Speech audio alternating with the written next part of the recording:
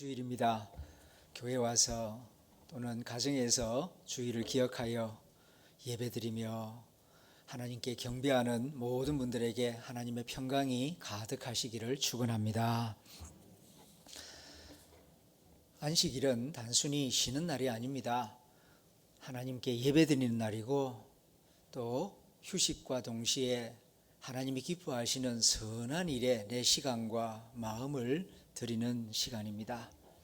주일마다 안식일을 거룩하게 지키는 마음으로 경건의 훈련을 잘 해나가시는 여러분들에게 하나님께서 날마다 새 힘을 더하여 주시고 또 자녀들에게 복 주실 줄로 믿습니다. 미국의 유명한 심슨 가족이 있습니다. 그 만화 영화를 통하여서 현대 사회를 많이 풍자하고 있는데 그 심슨 가족 이야기 가운데 이런 이야기가 나옵니다. 아버지가 굉장히 우울해졌습니다. 왜냐하면은 다른 가족들은 다 행복하고 다른 가족들은 다 화목한 것 같은데 자기 가족은 그렇지 않은 것처럼 생각되었기 때문입니다. 왜 그런가? 그렇게 고민을 하다가 다른 가족을 관찰하기 시작했습니다. 가만히 보니까 다른 집은 아버지가 퇴근을 하면은 아이들이 달려나와서 아버지를 맞이합니다. 아내는 남편을 기쁘게 허그합니다. 그런데 심슨이 퇴근을 하면은 집에서 아무도 나와보지를 않습니다. 너무나 대조적이었죠. 다른 집에서는 식사를 하면 아버지가 식사를 하기 시작하면 자녀들과 아내가 식사를 합니다. 그런데 자기 가족은 아빠가 뭘 먹는지 아무도 관심을 가지는 사람이 없습니다. 너무나 우울했죠. 어느 날 저녁에 텔레비전을 보고 있다가 가정 상담사가 나와서 프로그램을 진행하는 걸 보았습니다. 굉장히 인상적이었죠. 다음날 아침에 전화를 걸어서 그 가족 상담사를 만났습니다. 자신의 그 우울한 이야기를 하고 자기 가족을 화목하게 행복하게 고쳐줄 수 있겠느냐고 물었습니다. 그랬더니 그 상담사가 of course 물론 고쳐드리죠. 충분히 고쳐드릴 수 있습니다. 단 조건이 있습니다. 회비를 내셔야 됩니다. 얼마입니까? 하루에 1시간씩 이틀 상담을 받는데 $150를 내야 됩니다. 만일에 못 고치면 어떡합니까? 2배로 돌려드립니다. 그 말을 듣고 심슨은 약속대로 $150를 내고 하루에 1시간씩 이틀 동안 상담 치료를 받았습니다. 그런데 실패했습니다. 그러니까 상담사가 약속대로 2배로 그러니까 $300를 돌려주었습니다. $300를 돌려받은 심슨 가족은 너무나 기뻤습니다. 그래서 그날 저녁 온 가족이 모여서 가족 역사에 있어서 가장 행복하고 화목한 시간을 가졌다 하는 이야기입니다. 이 이야기가 시사하는 바는 현대 자본주의, 물질주의에 깊이 가치관을 뿌리박고 있는 개인과 가정의 그런 아이러니컬한 모습을 풍자적으로 보여주고 있는 것입니다. 인간의 불행이 무엇인가? 여러분은 인간의 불행이 어디에 있다고 생각하십니까? 그 근본적인 원인은 행복이 무엇인지를 제대로 알지 못한 채 행복을 찾아서 여기저기 아침부터 밤늦게까지 부지런히 돌아다닌다는 데 그 원인이 있습니다. 참된 행복이 무엇인지 그 개념을 바로 알고 참된 행복은 이런 것이다 바르게 배우고 그 행복을 추구해 나가야 되는데 막연하게 세상이 말하는 행복, 그 행복에 휩쓸려서 그 행복을 따라갑니다. 나도 그 행복을 얻어보겠다고 안간힘을 씁니다. 그 많은 세월, 그 많은 수고를 바쳤는데 시간이 지나고 보니까 이게 아닌가 봐요. 그래서 허무감을 느끼고 허탈감을 느끼는 경우들이 많이 있습니다. 야곱이 그랬습니다. 야곱은 일평생 축복을 얻어보려고, 아니 축복을 쟁취해 보려고 무던히도 애를 썼습니다. 아마 야곱만큼 축복을 얻어보려고 정말 피비린내 나는 삶을 살아온 사람도 드물 것입니다. 그는 어린 시절에는 장자권이 축복이라고 생각했습니다. 아버지로부터 장자권을 얻어야 내가 행복하고 미래가 활짝 열릴 것이다. 그런데 장자가 아닙니다. 어떡합니까? 그래서 속임수를 쓰죠. 형 에서인 것처럼 꾸며서 앞을 잘 보지 못하는 아버지 에서에게 가서 고개를 숙이고 에서 목소리를 내면서 축복을 받습니다. 장자만이 받을 수 있는 축복을 받아냈지요. 그런데 그 일로 인하여서 그는 집을 떠나야만 했습니다. 객지에 나가서 노숙 생활을 해야만 했고 20년 동안 타향살이를 하면서 많은 고생을 하게 됩니다. 청년의 시기에는 예쁜 여인과 결혼하는 것이 축복이요 행복이라고 믿었습니다. 삼촌 라반의 집에 일을 하다가 라헬을 발견하는 순간 사랑에 빠지지요. 그래서 저 여인을 내가 얻어야 되겠다 결심을 하고 가전수단 방법을 다하여서 다가갑니다. 그리고 그 라헬을 얻기 위하여서 무려 14년 동안 삼촌 라반의 집에서 머슴 아닌 머슴의 생활을 마다하지 않습니다. 그리하여 라헬을 얻습니다. 그런데 결혼을 한 다음에는 어떻게 되었는가? 생각만큼 행복하지를 못했습니다. 갈등이 더 많았습니다. 왜냐하면 라헬이 시기 질투심이 많은 여자였거든요. 나이가 좀 들어서 장년이 되었을 때에는 재산을 좀 얻어야 안정을 얻고 행복할 수 있겠다 생각을 합니다.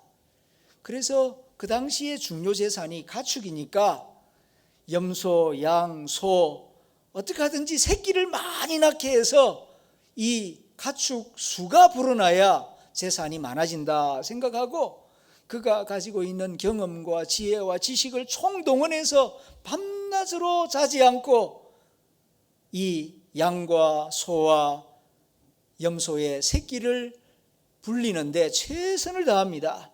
그 결과 꽤나 많은 가축을 가지게 되었고 이제 자식도 10명이나 태어나는 그야말로 큰 가족의 큰 재산의 주인이 되는 그런 사람이 되었습니다. 그런데 그의 마음에는 기쁨이 없습니다.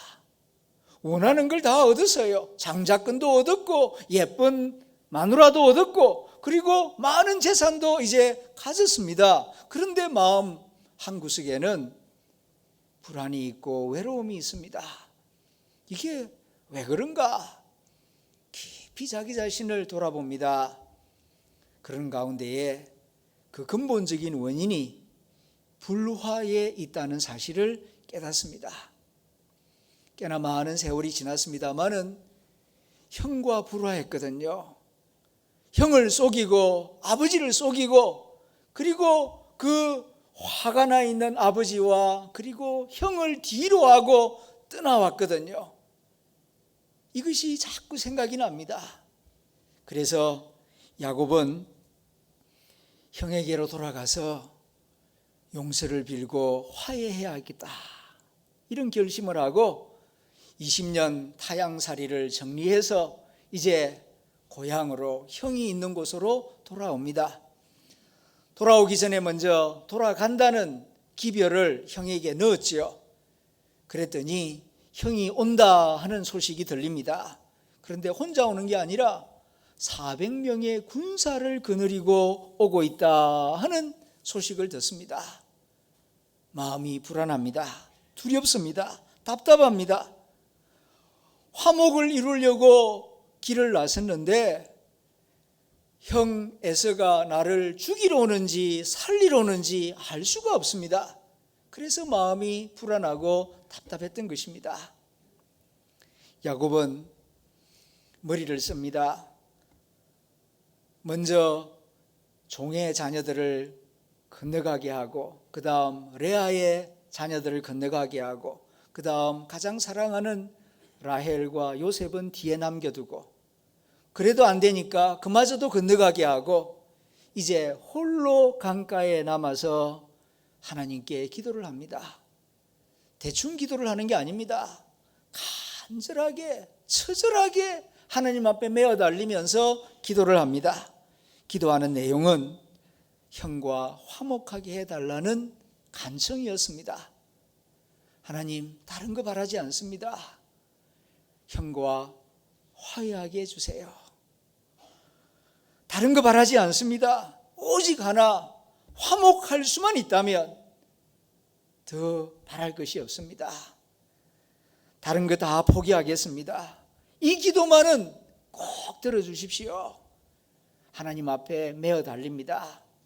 그때에 하나님이 보낸 천사가 나타납니다. 그를 붙잡고 그는 간구합니다. 내 기도 꼭 들어주십시오. 화목하게 해주세요. 화목하지 않고서는 도저히 살아갈 수가 없습니다. 내 기도 들어주시지 아니하면은 절대로 당신을 놓지 않겠습니다. 필사적으로 기도하다가 허벅지 힘줄이 끊어지는 그런 일을 당하게 됩니다. 그는 밤을 새워 간절하게 기도하는 가운데에 중요한 사실 하나를 깨달았습니다. 화목이 제일 중요하구나. 화목이 있고서야 재물도 많은 자녀도 그 모든 것이 다 기쁨이 되고 행복이 되지, 불화한 상태에서는 많이 가진다고 행복하지가 않아요. 높이 올라간다고 평안하지가 않습니다. 화목이 있고 평안이 있고서야 하나님이 주신 모든 것들이 기쁨이 되고 축복이 된다는 것을 깊이 깨달았습니다. 그리고 또 한 가지, 화목하지 못한 원인이 나 때문입니다. 내가 죄를 지어서, 내가 속여서, 내가 잘못해서 불화한 것입니다. 하나님 앞에 자복하며 기도를 드렸던 것입니다. 이런 기도를 밤새워 드린 다음 아침을 맞이했을 때에 야곱은 이제 새로운 마음, 새로운 모습을 가지게 됩니다. 밤새워 기도하는 가운데 허벅지 힘줄이 끊어졌기 때문에 다리를 접니다.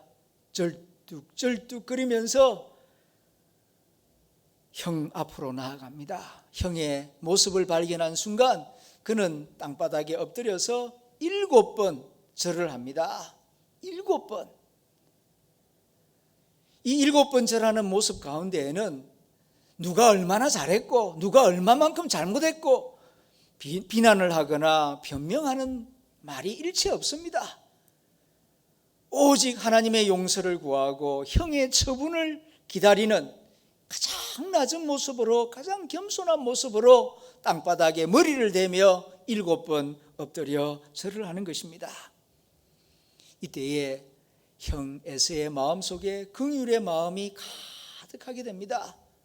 20년 동안 자기를 속이고 도망가 버린 그 동생에 대한 분노와 의심이 가득했지만 그 차가웠던 강팍했던 마음이 봄눈처럼 다 녹아내리는 것이었습니다.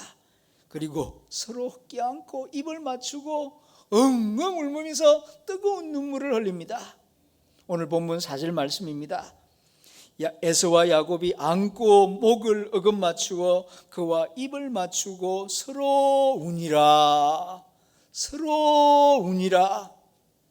나이가 꽤나 많이 든 두 노인이 서로 껴안고 뜨거운 눈물을 흘리는 모습, 이것을 영화나 드라마로 방영을 했다면 아마 보는 이도 눈시울이 붉어지는 그런 뜨거운 장면이 되었을 것입니다. 자칫 잘못하면 형제간에 몸싸움이나 칼싸움이 일어나서 피비린내가 진동할 수 있는 순간이었는데 에서와 야곱은 순수한 형제로 극적인 상봉을 하게 된 것입니다. 창세기 기자는 이들의 극적인 상봉의 모습을 서로 안고 입을 맞추고 우니라 이렇게 기록하고 있습니다.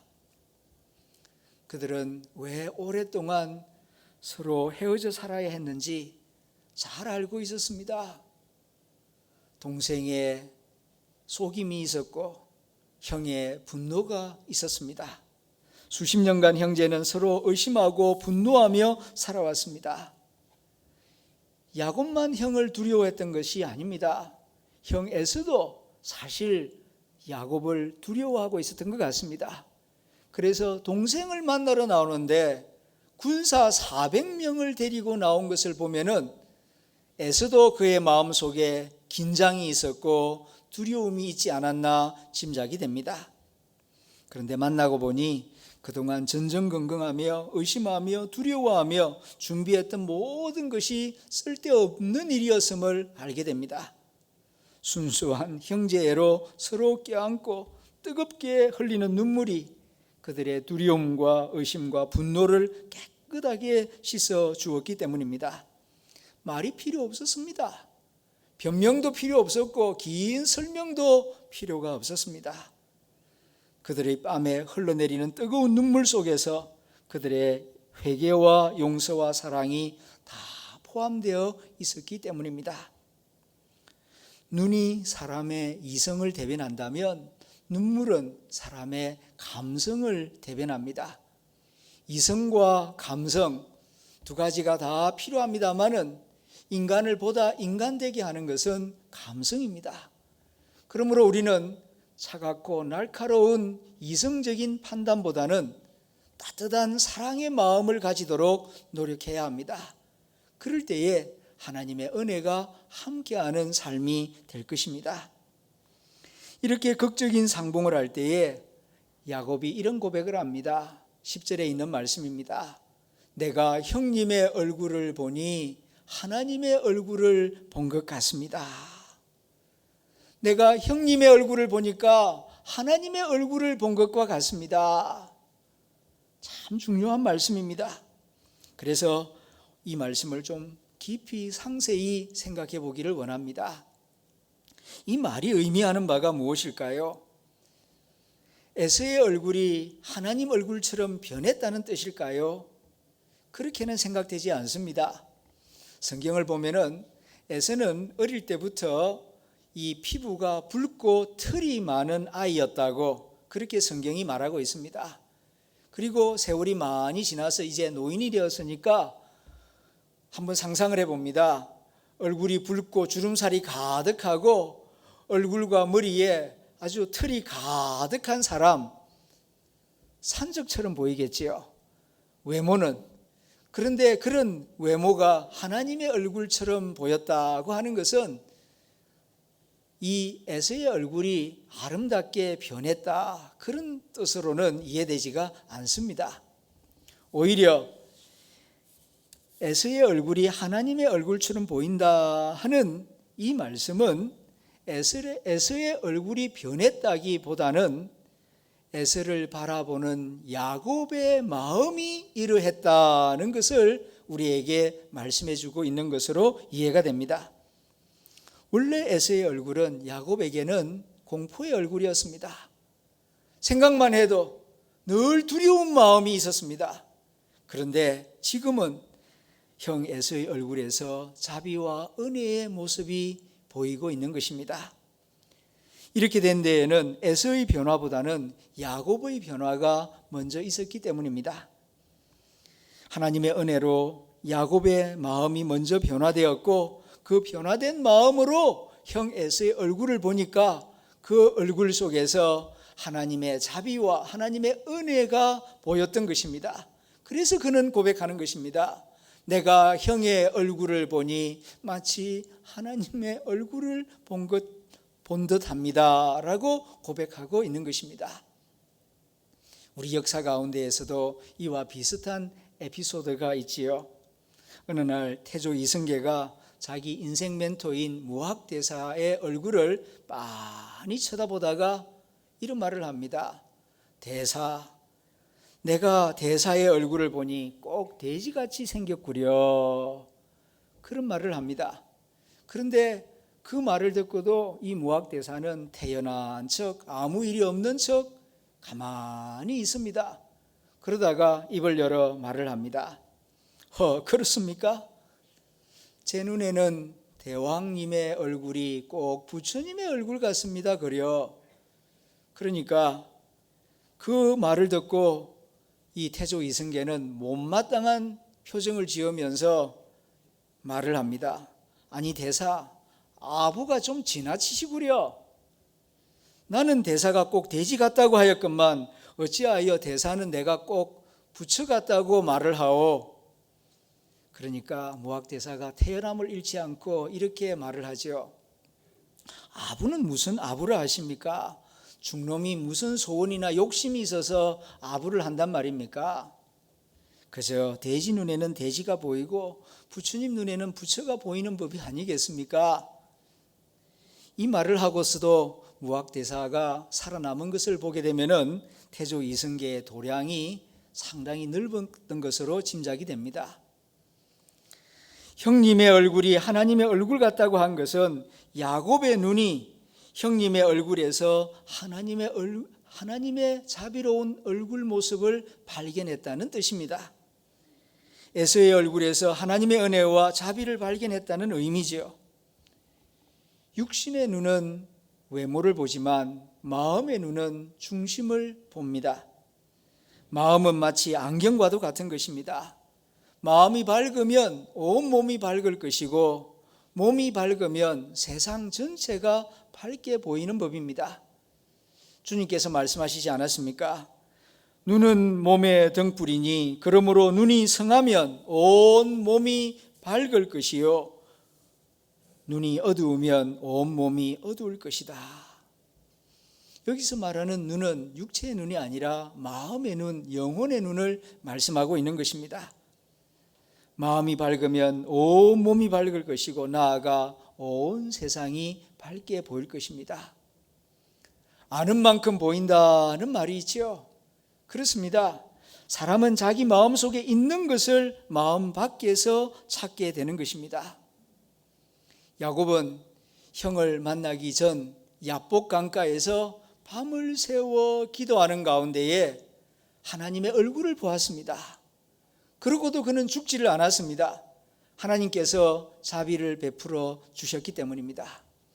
날이 밝아서 형과 극적인 상봉을 할 때에 어젯밤 기도하면서 보았던 주님의 얼굴이 형 에서의 얼굴 속에 나타남을 발견한 것입니다. 그래서 그가 고백한 것입니다. 형의 얼굴을 보니 어젯밤에 보았던 하나님의 얼굴을 본 듯합니다 라고 고백하고 있는 것입니다. 우리가 그리스도인으로서 자비로우신 그리스도의 얼굴, 주님의 얼굴을 말씀 가운데에서, 기도 가운데에서 자주 발견해야 합니다. 성경을 통독할 때에도 남보다 빨리 읽겠다는 경쟁심으로 읽을 것이 아니라 한 페이지 한 페이지를 읽을 때마다 이 말씀 속에 나타난 주님의 얼굴을 보아야 합니다. 내가 얼마나 추악한 죄인인가를 발견하는 동시에 나를 긍휼히 여기시고 이런 죄인도 사랑하시고 긍휼을 베푸시는 주님의 얼굴을 말씀 속에서 자주 발견할 때에 우리는 이웃의 얼굴 속에서도 형제의 얼굴 속에서도 주님의 얼굴을 발견할 수가 있는 것입니다. 한 번도 본 적이 없는 얼굴을 말씀 가운데에서 기도 가운데에서도 한 번도 느껴보지 못한 주님의 얼굴을 어떻게 형제의 얼굴 속에서 이웃의 얼굴 속에서 발견할 수가 있겠습니까? 시편 133편을 보게 되면은 형제 우애의 아름다움과 축복을 노래하는 유명한 말씀이 있습니다. 형제가 연합하여 동거함이 어찌 그리 선하고 아름다운가. 어찌 보면 잘 이해가 되지 않습니다. 왜냐하면 형제가 연합하여 동거하는 것이 지극히 자연스러운 일인데 뭐가 그리 대단하다고 어찌 그리 선하고 어찌 그리 아름다운고 이렇게 최고의 감탄사를 쓰고 있습니까? 그 이유가 있습니다. 현실적으로 형제가 우애하고 연합하고 동거하는 모습이 드물어요. 흔치가 않아요. 그렇기 때문에 하나님의 말씀은 형제가 연합하여 동거함이 얼마나 선하고 아름다운가 그렇게 노래하고 있는 것입니다. 요셉과 그 형도 우애하지 못했고 연합하여 동거하지를 못했습니다. 가인과 아벨도 그랬습니다. 성경에만 그렇습니까? 우리 현실 가운데도 이런 일이 얼마나 많습니까? 저희 처갓집도 유산 문제로 얼마나 서로가 상처를 주고 아파하고 지금도 힘들어하고 있는지 모릅니다. 그래서 형제가 우애하고 화목하게 살아가는 모습은 마치 제사장을 구별하여 거룩하게 만들어주는 보배로운 기름과 같고 메마른 광야를 푸르게 풍요롭게 만들어주는 헐몬산의 이슬과 같다고 노래하고 있는 것입니다. 그리고 거기서 여호와께서 복을 명령하셨다는 말씀이 있어요. 거기가 어디겠습니까? 진수성찬이 있고 화려한 옷을 입은 궁궐이 아니고요. 형제가 연합하여 동거하는 거기서 여호와께서 복을 명하신다. 시편 133편은 그렇게 가르쳐주고 있어요. 그러니까 서로 형제가 화목하게 지내는 그곳에 하나님은 복을 부어주시고 복을 누리게 하시는 것이 하나님의 섭리다 하는 뜻입니다. 히브리서 12장 14절에서 말씀합니다. 너희는 모든 사람으로 더불어 화평함과 거룩함을 따르라. 이것 없이는, 화평함과 거룩함 없이는 아무도 주를 볼 수가 없을 것이다. 준엄하게 말씀하고 있습니다. 그렇습니다. 화평함이 없이는, 용서함이 없이는 그 많은 기도를 오래 드려도 소용없습니다. 허다한 선행도 소용이 없고요. 많은 일을 이루어도 평화와 행복이 없습니다. 화평함이 먼저입니다. 왜 많은 것을 얻고서도 기쁨이 없습니까? 왜 많은 일을 이루고서도 행복하지 못합니까? 화목하지 못하기 때문입니다. 우리 주님께서 말씀하십니다. 마음이 청결한 자가 행복하다. 저희가 하나님을 볼 것이다. 화평케 하는 자가 행복하다. 저희가 하나님의 아들이라 일컬음을 받을 것이다. 이번 한 주간은 음력 설 명절을 준비하는 주간입니다. 무엇보다도 형제간의 화목을 위하여 기도하고 말씀을 묵상하고 말씀을 실천하는 그런 시간이 될 수 있기를 기원합니다. 기도하겠습니다.